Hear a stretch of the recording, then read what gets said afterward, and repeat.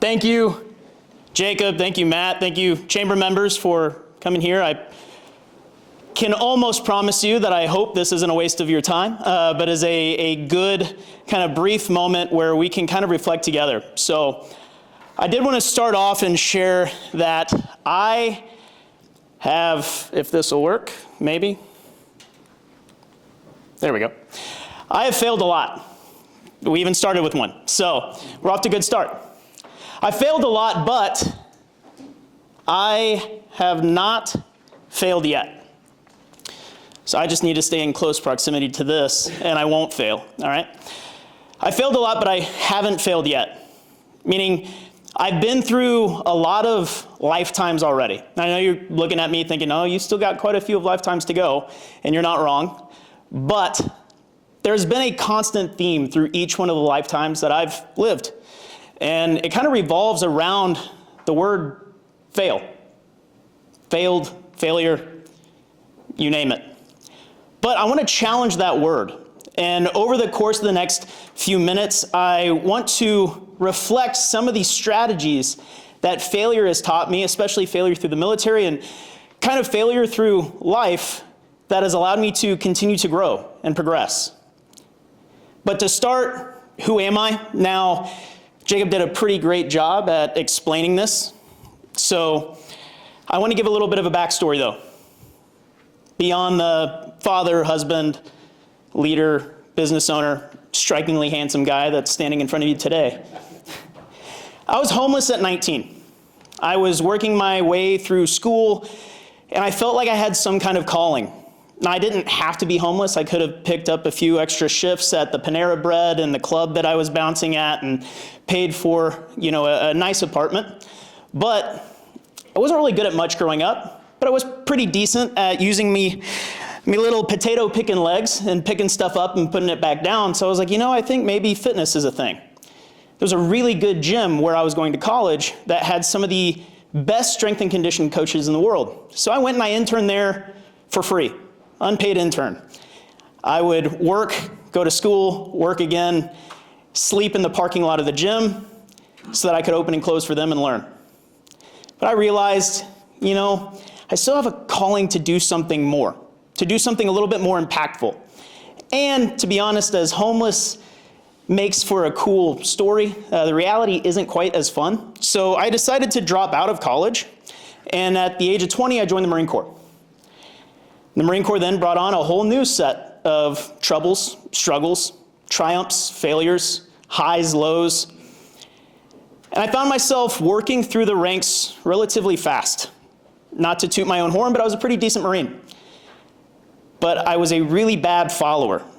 And that actually landed me in leadership positions where, as a sergeant with just 5 years in the Marine Corps, I was holding what we would call a billet or a job of someone who was in for 18 to 20 years, sitting at tables with generals and colonels, getting in arguments and screaming matches with master gunnery sergeants who just saw me as a kid.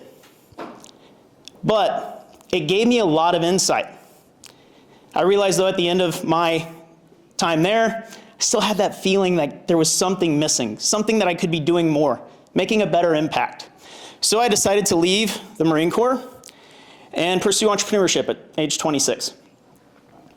A whole new host of problems, a whole new set of trials, struggles, highs, lows, triumphs, failures. And honestly, I wasn't really an entrepreneur. I was a wannabe, but I owned a job. How many of you have owned a job before? Raise your hand. You wear all the hats. You don't really have any employees, but you're like, man, I'm an entrepreneur. I had a lot to learn, but I was able to struggle my way to having a pretty successful business and a pretty good reputation within my own little sphere and space. So then I did what every, great rising entrepreneur does when they start to get comfortable. They kick themselves in the face and they decide to start something new. So I joined my wife and we decided to open up a brick and mortar here in Lee Summit that you guys might know as Prolific Health and Fitness. It is right on the corner of Green and 3rd Street. If you guys want to check it out, come on over. And shameless plug, but I'll continue. There was a common theme in each of these stages, in each of these lives that I lived. And that was, I was told that I was going to fail. Nope. Maybe. Possibly. There we go. I was told I was going to fail because I was inexperienced and had no skills. I was just a kid, naive, with big dreams, and, well, surely, you'll figure it out. You'll learn. It's not for everybody.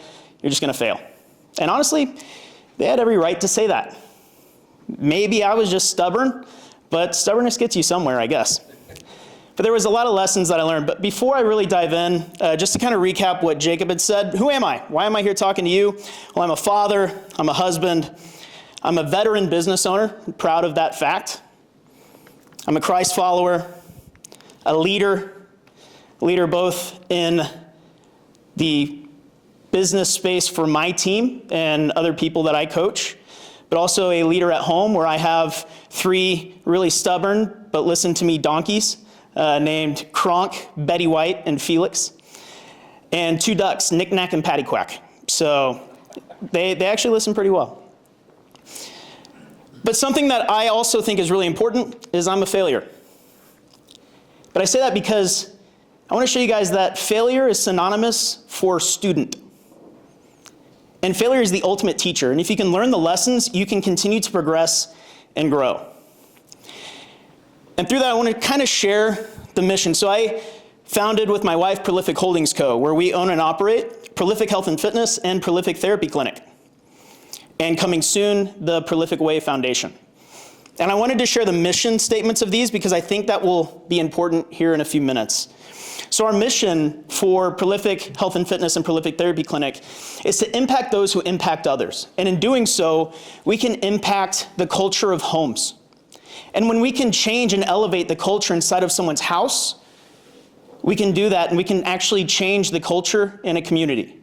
And if we can change the culture in a community, it bleeds out and it can change the culture of an entire city. And if we can change the culture of cities, we actually can be a part of something that changes the world.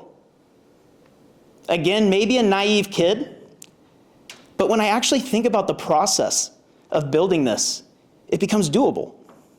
And it's a big mission that requires a big vision. But that's necessary. And I'll show you why. But I also want to show the mission statement of the Prolific Way Foundation.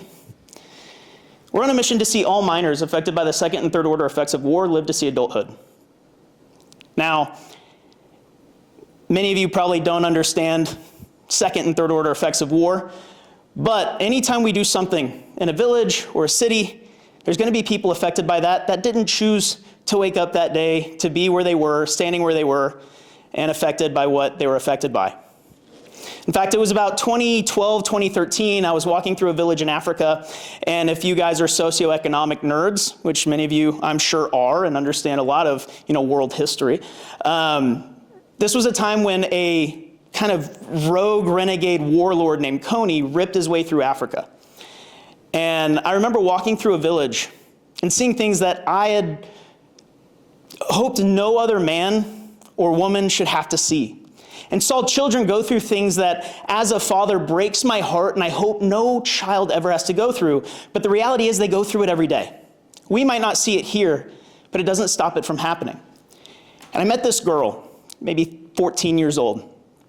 The most loving, genuine, and big smile on her face, but you could tell that smile was hiding immense pain. Her right leg was chopped about mid-thigh by the regime because she wouldn't kill her own parents. So they killed her parents, and they chopped off her leg. Now, they didn't have much in the way of medicine there. We did the best we could, but there wasn't much we could do, and when I was back stateside about 2 weeks later, come to learn that she had passed. She didn't deserve that. No child deserves that. And so we're on a mission for those children to have a 20th birthday smiling and laughing with their family because they're alive. And not just that, I, as a Marine veteran, understand that the children affected by war today fight the wars of tomorrow. If we can save the children's lives today, we can stop the wars of tomorrow. Again, a big mission, a big vision. I'll get into why. So the challenge of civilian life. As I'd said, I was a pretty decent Marine. striking, young gentleman. So I was like, hey, career planner, the guy that we went to if we wanted to re-enlist. He was also the guy we went to when we wanted to get out. I was like, I don't want to get out. He's like, what are you doing? So he sent me to my boss, who honestly did not like me much. We bashed heads a lot. He thought I was that ignorant kid. I thought he was just an old, stubborn, kind of burnout guy. And so we didn't get along. And I remember telling him, hey, I want to get out. And he proceeded to tell me what he called harsh truths. I would come to realize that they were lies. He didn't mean them as lies, but that's what they were. Now, we spent a lot of time in the drill instructor field. If you guys know anything about drill instructors, if you've seen the movie Full Metal Jacket, you'll know that frog voice. And so he was like, all right, Sergeant Miller, and kind of sounded like a mix between Full Metal Jacket and Patrick Mahomes. It was a little gravelly. I promise I won't try that voice again, but he started telling me these hard truths or lies. He said, your skills aren't transferable. If you've seen Dodgeball, I knew how to duck, dodge, dip, dive, and dodge. But I didn't know much else. Honestly, I didn't really like the job I had, so I spent a lot of my time teaching the martial arts program in the Marine Corps. Not very transferable to a professional skill out in the real world. So, he wasn't wrong. My skills weren't transferable. I would only be useful to the military. They spent a lot of money and a lot of time developing me. Why would you leave? You're only useful to us. You're not useful to the civilian world. You're not useful to anyone else. Stay here where we can actually use you, and you're not just looked at as a liability everywhere you go. No one will accept you in the civilian world anyway. Marines come into the Marine Corps because they're a little messed up in the head. They're even more messed up when they get out. That's true. But it's not going to work. Your family isn't going to see you the same way. They won't know how to talk to you. All the friends you had, they're gone. You're not going to connect with them. It's going to be hard to make new friends because they don't have the same twisted, messed up sense of humor and don't say inappropriate things at inappropriate times, which I promise I'm going to refrain from doing today. But, they're not going to accept you. And honestly, most veterans end up homeless or dead, so who are you to think you're better than any of those who've tried and failed before you? So why don't you stay? Because honestly, this is the most exciting job you'll ever have. You're going to travel the world, you're going to see things, do awesome things with a group of people that you just are absolutely at the highest level they can be, all the time. Why would you leave that? Not just why would you leave that, but why would you leave the security? Man, I was rolling in the dough with my little junior NCO paychecks every 1st and 15th. Free dental, free housing. Man, it was great. Why would you leave the security? You're just going to be alone. You're not going to have anybody. You'll be lonely, sad, burnt out, wishing you were back here with your friends, with the people who understand you, accept you. And then he ended it with, honestly, Sergeant Miller.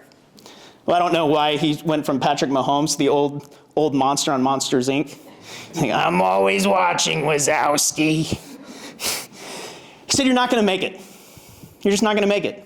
You're going to wish you were back here, and honestly, you probably will be. Maybe he was right. I'm sure in his mind he was saying the right things to protect a junior Marine from making a bad mistake. But this dialogue, I'd already made up my mind. I got out and this dialogue would repeat itself over and over and become the story of my reality. And it didn't help that I got out and the next week, COVID happened. I lived in San Diego at the time, and if you guys know anything about California, the entire state shut down. So not only was I telling myself I'm going to end up alone, but I quite literally was in an apartment alone and couldn't leave. So this story started to manifest into something that was quite neurotic and dangerous. And I had to really dig deep and flip the script. And this is where I found the 5 skills that the Marine Corps taught me. And now this is the part of the presentation where I want you to start listening to me a little less. Now I promise only 30% of that has to do with my social anxiety. The other 70% has to do with, I don't want you to miss the application. Because as I go through these, I don't want you to see this through the lens of military occupation to civilian job. What I want you to see is, this makes sense to my story. I want you to think of your past. I want you to think of your history, your experiences, your story, and see where these skills might be highlighted in your own journey that will allow you to grow into a better leader, a better business owner or operator, a better manager, a better husband or wife or parent or friend. So I'm going to share these with you now. The first one, well, I'll actually give you all 5. So we're going to go through, he said resilience before. I was really thinking, I think a better term for this is perseverance. So we're going to go through perseverance, creative problem solving, strategy, leadership, and courage. And I promise I'm not going to spend too much time on these. But again, I want you to listen a little loosely, open up your ears to hear, but open up your brains to think about where your story fits. So with perseverance, understanding that failure is not final. Failure is only final if you say, I quit. There's always options. There's always a pivot point. Failure is just a pivot point. And you don't do this for yourself. In the Marine Corps, when things get really difficult, when the proverbial crap hits the fan, we oftentimes aren't fighting for our own lives. We're not even fighting for our country, as crazy as that is to say. We look to our left and right. We're fighting for our brothers and sisters next to us. As you build your company, you need to do something that's not for yourself. You're building something for those around you. As a business owner, I truly think it's pivotal to not create your own success, but to cultivate success in those you lead. So perseverance. Failure is not final, and you need to do it for more than yourself. And then burn the ships. You guys have probably heard this in some motivational quote, but back in the 1500s, there was a guy named Hernan Cortez, and he wanted to overtake the Aztec Empire in Mexico. So he brought some of his conquistadors, and he came over to Mexico, and when they got there, they realized, like me at a buffet line, this is way more than I can actually chew. This was a big thing. They were for sure going to fail. So he told some of his more loyal compatriots to go burn the boats, burn the ships. And as his men were shaking in their boots, they turned around and realized, our only way out is at the bottom of the ocean. What are you doing? That's our only way out. And he said, men, we have an option. We can either go there and fight, and that's it. That's our only option. There is no, you see it, it's gone. That's our only option. And that actually became the start of the fall of the Aztec Empire. They succeeded. Now, I'm not saying you need to handcuff your employees and throw them in a closet until they succeed at the job and the business is successful. Not saying to do that. Don't burn their ships. But burn the ships in your mind. Burn the ships that say, this is getting too hard, but I have this job offer from so-and-so that seems really cush, and I could easily just exit this and let it crash and burn, and I can go take the cush job. Yeah, I might have to travel a little more. Yeah, I might miss my son or daughter's graduation. Yeah, I might not be there for my wife or husband all the time, but at least we'll be financially stable, and it's good benefits, and the retirement will be great. And I know that condo I went to that one meeting for in Miami was really calling my name. Burn the ships. Expect the worst to happen and welcome it. Just like Hernan Cortez did, nothing's going to go as you plan it. Nothing. The business plans, the projections, it's never going to go the way you plan it. And if you don't expect that and welcome it, anxiety becomes your only companion, and then you're going to want to quit. And when you want to quit, then everyone around you wants you to quit. And then you think, well, I'm being forced out. Expect the worst to happen and welcome it. And take your fitness seriously. All right, so, hey, Jeffrey, could I get your help real quick? Yep. Awesome. So I want you to just stand there and hold this out. Yep. Nope. One hand. Yep. All right. So you're just going to hold that. So take your fitness seriously. When you are exercising and taking care of your body, it actually sends signals to your brain saying you're doing something difficult.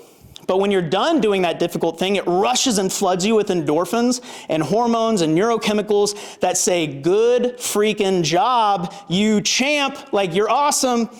And that actually allows you to go into other things because that subconscious part of your mind doesn't understand what's physical and what's mental. So you go into a tough meeting, or you go into a pitch, or you go into a time where you just have hard decisions to make, and your brain tells you you can do this because you've already done hard things. You can do this. Stay there. Yep. And then after take your fitness seriously, believe in your mission, right? Right now he has no mission. He's just standing here holding this out. But then if I told him that's an expensive iPad, so don't let it fall, he now has a little bit of a mission. He can push a little bit further.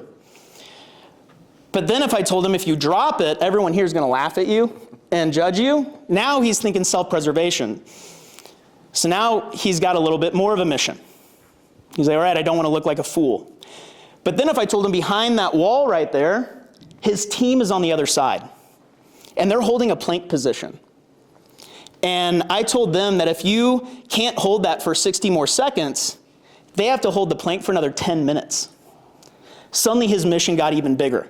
He'll hold that for 60 more seconds. I'll take that, Jeff. Thank you. Give him a hand. So believe in your mission. It needs to be something worth going the extra mile for. And never lose your sense of humor. Things are going to go crazy. I mean, it's easy today to look what's going on with the market, what's going on with the housing market. Tariffs are crazy. Like, everything's just crashing and burning around us. What is going on? And it's easy to lose that sense of humor, but sometimes you have to just sit back and laugh at this funny thing that we call society. I mean, it's funny. It is funny. As serious as the implications are, we have to find the humor in hard things.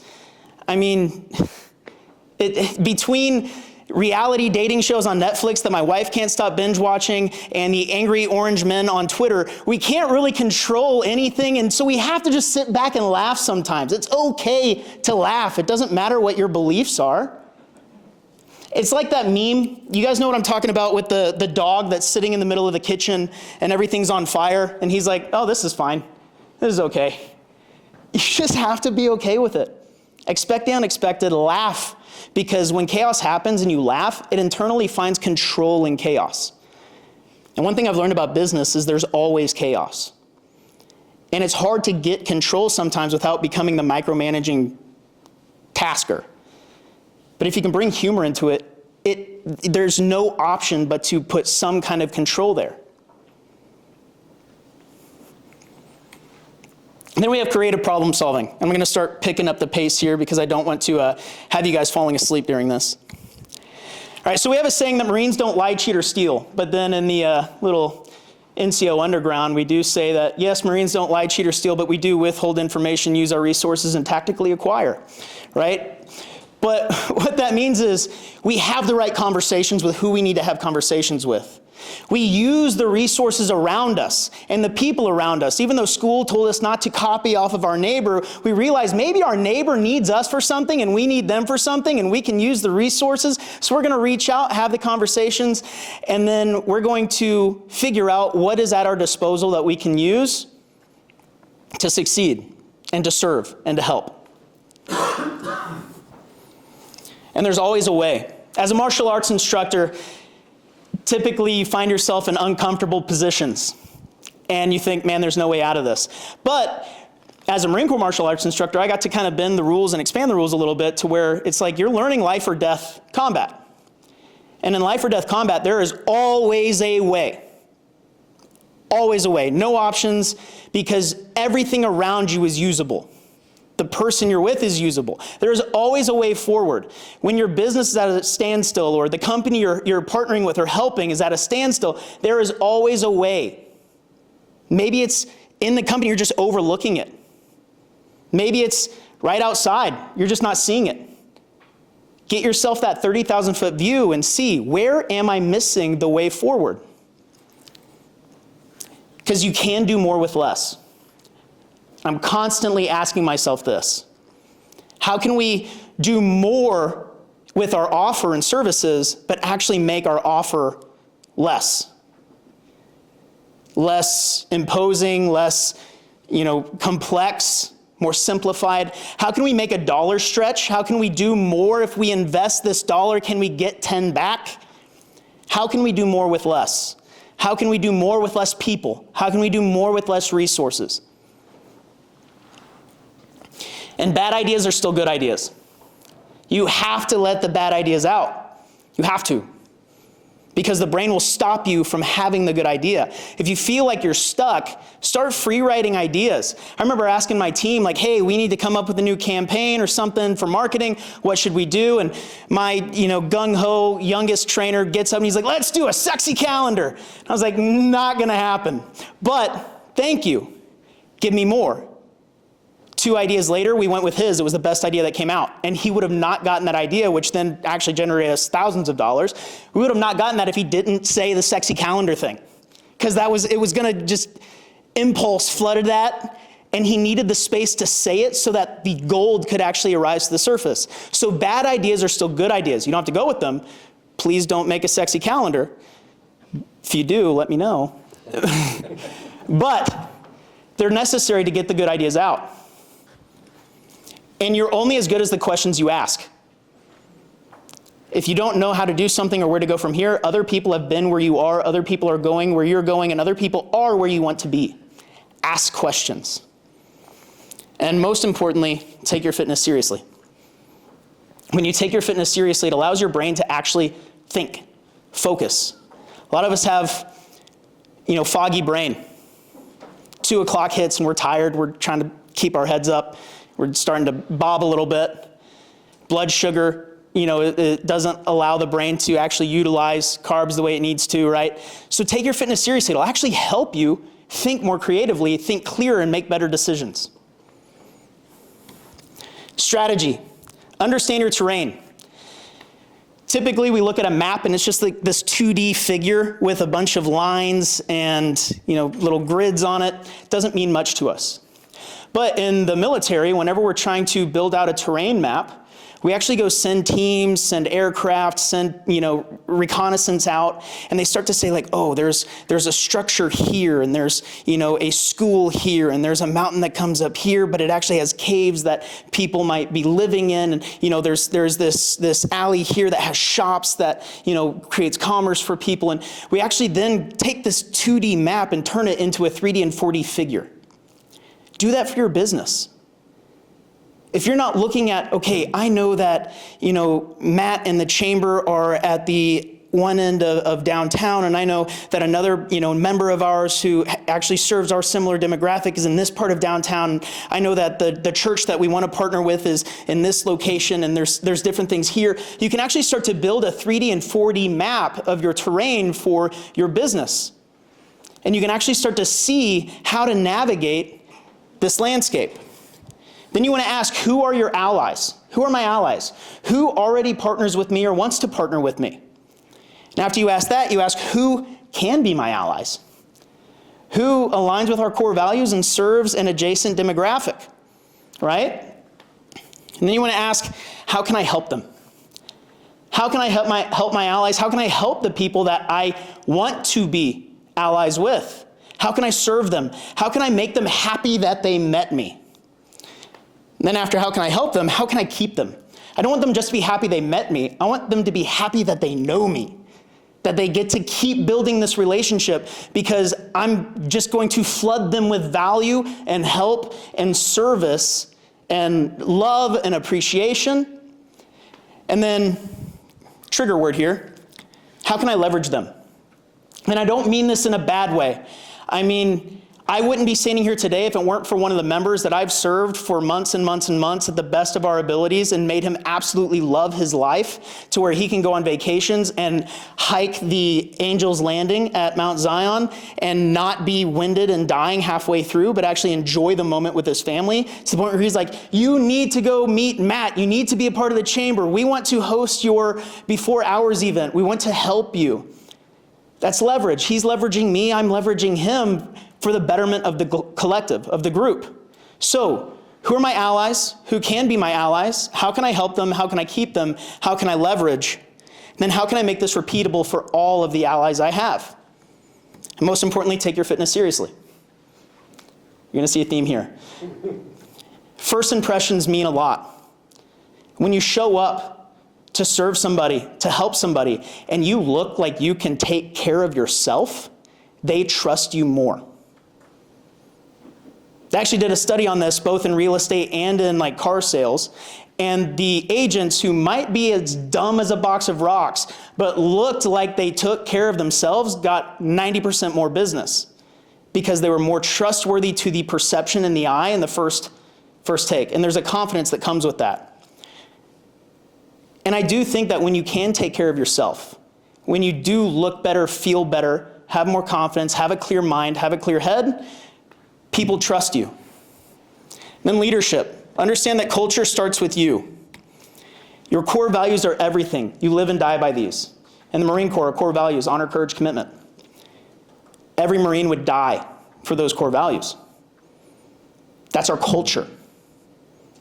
So if your culture starts rotting in your workplace, ask, am I living out my core values? Because if I'm getting mad at my people for not upholding the core values, typically it's a reflection of my own behavior. So to be a good leader, you need to embody the core values that you've set for your company.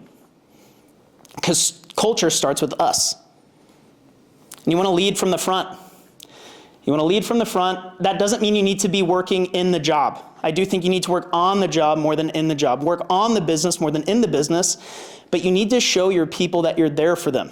You don't want to be the guy that or woman that your employees are scared to come talk to because you're never really there and you only show up when things are bad and that you need to make changes. No, you need to be there when things are good.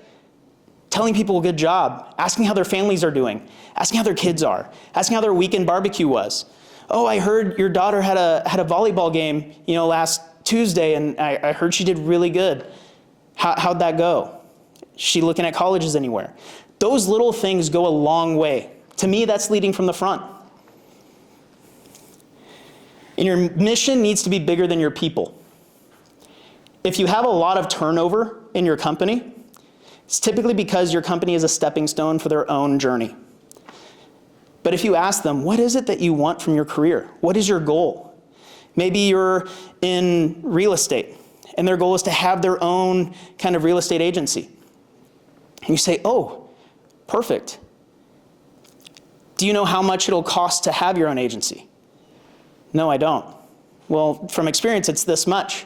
But actually, if you just keep showing up, keep living by the core values, keep serving, we want to have 10 agencies in the Kansas City metro area, and we'll help you start one of ours, and you can own it, you can operate it, you can lead it, and we'll give you all the resources necessary to do that. Suddenly, their big vision and mission fits inside of your companies. And now you have a lifelong employee, a lifelong person who's going to grow and lead for your company, and your turnover rate starts to drop. So if you have a high turnover, think, is my mission bigger than my people's missions? And then give structure, clarity, and ownership of for your team. This is delegate, don't abdicate, and don't micromanage. Yes, you do need to micromanage for a certain period of time, but after that time, they're still not getting it, you have them in the wrong seat. You need to change their seat on the bus. But there's a difference between delegation and abdication. Abdication is, I don't want to do this. It gives me the heebie-jeebies. I don't like it. So I'm just going to hand it to someone else and say, good luck, and leave. And then they're left wondering, I don't even know what to do with this. You just handed me a Lego set with no instructions, and I grew up on kinetics. I don't know what Legos I'm supposed to build here. And then you come back and say, why haven't you built the castle yet? And they're like, I don't know. Abdication. But delegation, you give them the clear task, the steps, the SOPs or standard operating procedures, and the metrics that they own, and then you hold them accountable to the metrics. And suddenly they have clarity, and they can then take that role and run with it, soar with it, scale it, grow it, because you gave them the structure, clarity, and ownership of that task. And then be someone others want to follow. There's a caveat to this. Take your fitness seriously. I want my employees, not just because they work at a gym, but I want my employees to feel good, to have confidence, to be able to talk to anybody in any situation and have some level of confidence that they can serve and help. I don't want them to sink in a situation. I want them to step out in a situation. And I want them to be the ones that others look at and say, he looks helpful. And when you take care of your fitness, you become someone that others look to follow. Now, if afterwards you turn out to be a big prick, then yeah, it ruins that. But typically when you look at someone who is healthy, who has that vitality and vibrance about them, your first instinct is that person looks like they could be a good leader. You have to back it up with actual good leadership, but take care of your fitness. Be someone that others want to follow. And most importantly, share your story. Share your story. Share the story of your brand to the marketplace. Share your story with the people around you. Share your story with your team. Authenticity and vulnerability are so important in today's culture and climate. You need to be able to show up for your team and say, team, I'm sorry. I'm sorry I show up as my best self every day, but today I only have 80% in me. I promise that's not every day. I promise I'll do better, but today I need you guys to pick up my slack and pick up the other 20%. Can you do that? If you are vulnerable and honest, they will say abso-freaking-lutely and they will step up. But if you just come in, you're kind of disgruntled and angry because you're at 80%, and they don't know, they don't understand what's going on, they're gonna hold resentment. And then leadership starts to break down. So share your story. Share your story. And lastly, we have courage, and then I'm almost done. And then I have a free gift for you guys at the end, if you guys want it, all right? So, courage, face the challenge and do the hard things. We call this eating the frog. First thing in the morning, you eat the frog. You do the hard thing. You don't push it off. That's like if, what's the quote, if I have to chop down a tree, I'm gonna spend the first, several hours sharpening my axe. Have you ever, done that? You're sharpening the axe, then you're thinking, well, now I gotta clean it, and well, now I gotta polish the handle, and now I need to prep the area around the tree, and I gotta clear stuff. I gotta go get my hard hat, and now it's been a long day, and I'll chop the tree down tomorrow. It's fine. You just fill the day with those little tasks, and the next thing you know, you didn't do the big thing that actually is gonna push your business forward. It's courage. Courage is to do the challenging, hard thing. Take your fitness seriously. When you do the hard things, especially for your body, it tells your brain that you can do the hard things. Because again, your subconscious doesn't understand the difference between physical and mental. It doesn't. It doesn't understand that. Just look at the way we developed over time. We used to be scared of tigers and lions and bears, oh my. And we would run and go miles and miles to kill a woolly mammoth for food. And now we watch Instagram reels and Netflix, and it keeps us up at night and causes high blood pressure. The response is the same as the physical as it is for the mental, because the brain doesn't understand the difference. It will watch a war movie and tell you that you're in a warlike scenario. That's why thrillers are so exciting and you get so engulfed in them. So when you do physical hard things, it tells your brain you can do hard things. And then eating the frog in the morning becomes very easy. And if that becomes very easy, you start to do big tasks every day, and your business starts to escalate and build momentum. And if you know anything about momentum, it loves to build more momentum. So take your fitness seriously. Make quick decisions and act with intent. This takes courage. What if it's the wrong decision? That's okay, because no decision is still a decision. A bad decision you can still correct. You can still pivot. Failure is not final. It's a pivot point.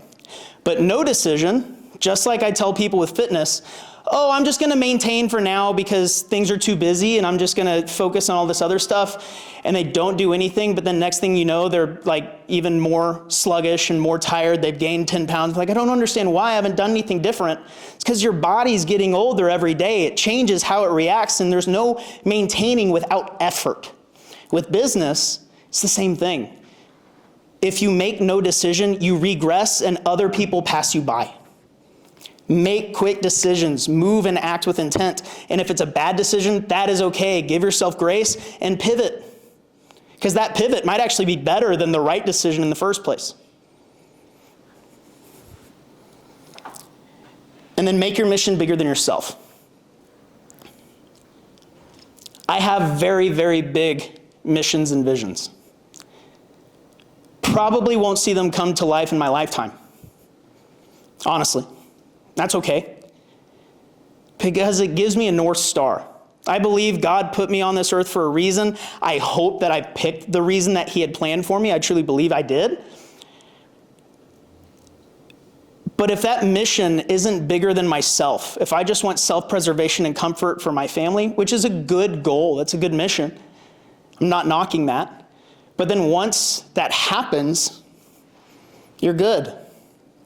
And I've seen it too many times, people with the really nice jobs, the 9-to-5s, retirement comes, they retire, they have the nice retirement check, but then they're depressed because they don't know what to do. They're lost. Do I just go on the boat more? Do I go golfing more? Eventually they get bored of that. They're just tinkering and toying and like asking their son and daughter-in-laws if there's anything they can do. Like, you need help with anything? You need a babysitter? Like, what's going on? Make your mission bigger than yourself and have the courage to go after it.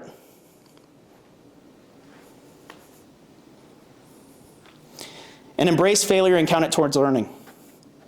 Most important lesson I've learned. Failure is not final. Failure is the ultimate teacher. Failure is necessary for growth. A micro fail, like a bad campaign or Facebook ad that didn't work, that's okay. You've learned that there's a better way around it. A bad hire, that's okay. I've learned what qualities we don't want. I learned not to hire in a place of need, but in a place of who I want. Maybe it was a bad relationship. That's okay. Embrace it. Learn the lessons from it. Be the student and grow from it. And when you don't know what to do, just take the next step. All right, so I told you guys I had a free gift for you. So we want you to be a leader who sets the example for others, who can live looking and feeling your best, and can show up as your best self for your family, your team. So if you work with the Prolific team, this QR code will be for a complimentary consultation with our fitness director and nutrition coach. By no means do you have to sign up. You don't have to. We want to just be able to give you some clarity on what the next step should be. But if you do work with us, we really work with that, I would say, 38 to 65 range professional who's either, running their own business, executive level, or retiring around that retirement age. That's who we really serve and help, because we want you to increase your quality of life and actually improve your health as you get older. Because we feel like your impact doesn't stop at 60. It doesn't. There's so much more you can do. So if you want, I'll leave this up, but that's all I got. Matt, thank you. Chamber, thank you. I appreciate you guys coming out, listening.